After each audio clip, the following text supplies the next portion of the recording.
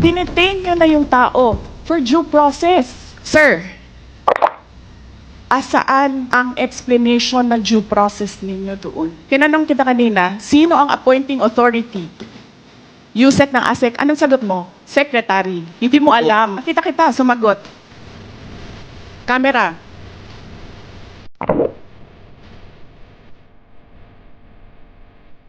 You need to reconsider that extension of your detention. It was illegal in the first place. You asked the president why he accepted the resignation. Do not ask due process. I think the proper remedy is for you to go to the court. Do you really want to show the Filipino people kung anong kaalaman ninyo sa batas?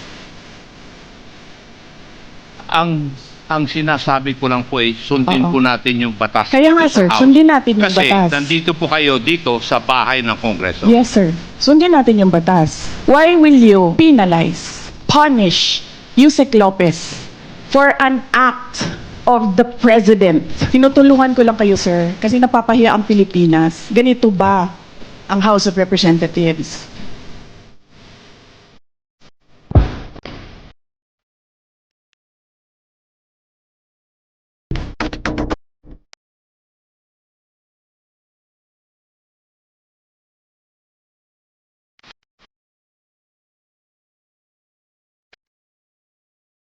Kita, sumagot.